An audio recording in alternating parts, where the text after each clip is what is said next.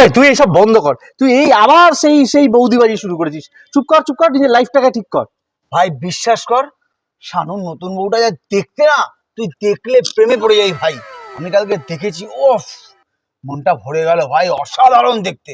আজকে আবার দেখলাম, প্রেমে পড়ে গেলাম ভাই। লিটারালি তোকে বলছি, যদি এরকম চলে ফিউচারে আমি পটি পাটি নিয়ে বিয়ে করে দাঁড়া হয়ে যাব। এই শানু আসছে, শানু আসছে। এই শানু, কই গেছিলিস? গেছিলাম না, আসলাম তুই কোথা থেকে আসলি? স্পোকেন ইংলিশ শিখে। Spoken English? আরে ভাই, ইংরেজি গ্রামারটা ভালো করে জানলেই স্পোকেন ইংলিশ শেখা যায়। তুই জানিস গ্রামার? হ্যাঁ জানি তো। তিনটে টেন্স বলতো দেখি। কেন? Past tense, present tense, future tense. এবার একটা উদাহরণ দে দেখি। উদাহরণ? উদাহরণ হলোই মানে বুম্বা গতকাল তোর নতুন বউকে দেখেছে, এটা পাস্ট। আজকে আবার তোর নতুন বউকে দেখে প্রেমে পড়ে গেছে, এটা প্রেজেন্ট। আগামীকাল তোর নতুন বউয়ের সাথে প্রেম করে নিয়ে ভেগে পালিয়ে যাবে, এটা হয়ে যাবে ফিউচার।